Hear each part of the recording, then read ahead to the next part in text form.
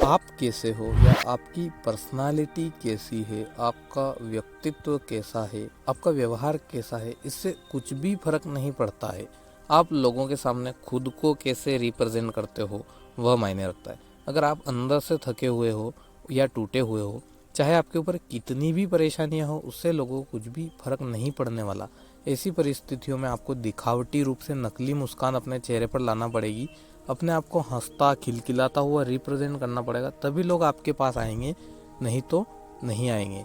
देखिए साथियों, ऐसा है कि बुरी परिस्थितियां हर व्यक्ति के साथ आती है। हर व्यक्ति अपने जीवन में कभी ना कभी परेशानियों से लड़ता ही रहता है। किसी को आर्थिक समस्या होती है, किसी को मानसिक समस्या होती है, लेकिन मैंने देखा है कि सारी समस्याओं की जड़ जो होती है वो आर्थिक समस्या ज़्यादा होती है। कहते हैं ना कि बुझ जाता है दिया तेल की कमी से, हर बार कसूर हवा का नहीं होता है। तो दोस्तों, दो लोग हैं, एक का नाम राम है और दूसरे का नाम श्याम है। राम जो है वह चाहे कैसी भी परिस्थिति हो और किससे भी लड़ झगड़ के आया हो, लेकिन फिर भी वह लोगों के सामने खुश रहता है और उसको ऐसा लोगों को जताता है कि वह काफ़ी खुश है, लेकिन वह अंदर से काफ़ी दुखी है। उसके पास पैसे की बहुत तंगी है, घर पर उसके समस्याएं हैं, उसके ऊपर कर्ज है, बहुत सी बार कर्ज लेने वाले उसके घर पर आते जाते ही रहते हैं। और दूसरी तरफ श्याम है, जो एक नॉर्मल मिडिल क्लास फैमिली से आता है। वहाँ पर उसको कोई ज़्यादा प्रॉब्लम तो नहीं है, अच्छे से उसका परिवार का पालन पोषण हो रहा है, परंतु फिर भी वो दुखी रहता है और लोगों के सामने ऐसा जताता है कि काफ़ी परेशान है। लेकिन दोनों में एक चीज़ का डिफरेंस है कि राम नौकरी करने बाहर जाता है तो लोगों को पता नहीं रहता है कि उसका व्यवहार घर पर कैसा है, और श्याम गाँव में नौकरी करता है तो लोगों को पता है कि इसकी स्थिति ठीक है, फिर भी ये केवल नाटक करता रहता है, इसकी हालत ख़राब है।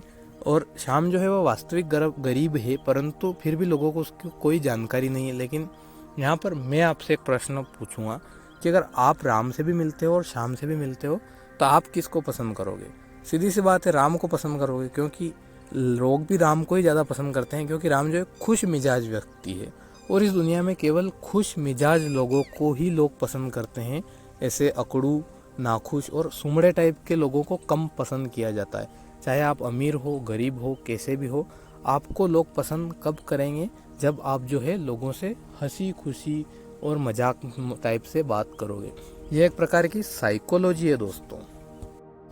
मैं भी वीडियो बना रहा हूँ और आपके सामने कुछ चीज़ें बताने का प्रयास कर रहा हूँ कि हमें लोगों के सामने कैसा दिखना है। और अगर मेरी आवाज़ ऐसी हो कि आपको ऐसा लगे कि इस बंदे में कुछ भी दम नहीं है, तो क्या आप मुझे सुनना पसंद करोगे? सीधी सी बात है, नहीं करोगे।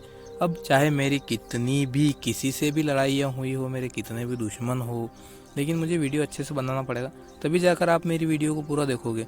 इस प्रकार अंदर से आप कितने टूटे हुए हो, अंदर से आप कितने बिखरे हुए हो, आपकी लंका लगी पड़ी हो, वह चीज़ें कुछ भी मायने नहीं रखती है। लोगों को आपको आपसे जो चाहिए वह आपको देना पड़ेगा, तभी आपको रिजल्ट मिलेगा, अन्यथा नहीं मिलेगा। मतलब आप स्टूडेंट हो तो आपको टीचर के सामने उसके प्रश्न का उत्तर तो देना ही पड़ेगा। अगर आप नौकरी कर रहे हो तो बॉस के सामने आपको जो कार्य दिया गया है वह आपको करना ही पड़ेगा। दोस्तों, रिजल्ट अब आजकल जो है वो बहुत जल्दी नहीं मिलने लगे। अब जो दौर है वह संघर्ष का दौर है। हद से ज़्यादा मेहनत करने पर भी परिणाम आशा के अनुकूल नहीं मिलते हैं, बहुत ही कम मिलते हैं। मेरा एक दोस्त था जो कि बचपन में मेरे साथ ही पढ़ा है, हम साथ एक ही स्कूल से एक ही क्लास से पढ़े, और वह पढ़ाई में काफ़ी मास्टरमाइंड था, एक प्रकार का रट्टू तोता था। जिस समय हम 5वीं क्लास में पढ़ते थे उस समय उसकी मम्मी का निधन हो गया था, और कहते हैं कि भाई मरे तो बल घटे, मतलब भाई के चले जाने पर व्यक्ति का बल आधा रह जाता है। पिता मरे तो छत हटे, मतलब दुनिया की सारी समस्याएं, सारी धूप अब उसके ऊपर सीधी पड़ने वाली है। और माँ पूरा जग सूना कर जाए, मतलब माँ चली जाती है तो पूरा जग सूना हो जाता है। तो उसके पिताजी पंचर की दुकान चलाते थे, माताजी का निधन हो गया था। बिल्कुल गरीबी से उठा हुआ अनवरत संघर्ष करता था। 12वीं में पूरे प्रदेश की मेरिट में टॉप 10 में वह आया था। मतलब इतना पढ़ाकू बंदा था और काफ़ी गरीबी से उठा हुआ, काफ़ी संघर्ष, कापी किताब पेन के पैसे नहीं रहते थे। उसके बाद उसने ग्रेजुएशन की और वापस तैयारी करने लगा, और लगातार मैंने देखा 1-2 साल में मेहनत करने पर परिणाम मिल जाते हैं ऐसे टॉपर लड़कों को। लेकिन लगातार 10 साल मेहनत करने के बाद अभी रिसेंटली 2023 में उसको पुलिस में कांस्टेबल की जॉब मिली है। अब जो बंदा मध्य प्रदेश की मेरिट में आता है और वह कांस्टेबल की जॉब करता है, तो और वह उसकी नौकरी से खुश है। मैं ये नहीं कह रहा कोई काम छोटा बड़ा होता है, मतलब वो उसकी नौकरी से खुश है, तो अब आप अंदाज लगाइए कि आप किस लेवल की मेहनत करोगे, तब जाकर आपको किस लेवल का रिजल्ट मिलेगा।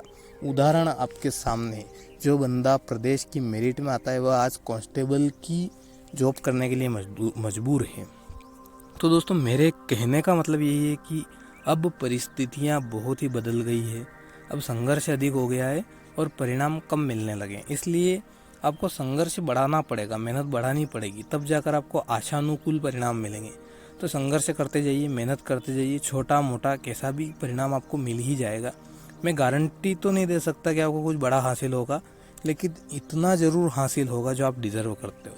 तो दोस्तों, जय हिंद, जय भारत। मिलते हैं हम फिर किसी और वीडियो में, किसी और टॉपिक के साथ। अगर आपको मेरी बातें अच्छी लगी हो तो वीडियो को लाइक करें। अगर आपने हमारे चैनल को अब तक सब्सक्राइब नहीं किया है तो सब्सक्राइब कर लें, वीडियो को लाइक करें, कमेंट करें, अपने दोस्तों के साथ शेयर करें। मिलते हैं हम फिर किसी और वीडियो में, किसी और टॉपिक के साथ। तब तक के लिए जय हिंद, जय भारत।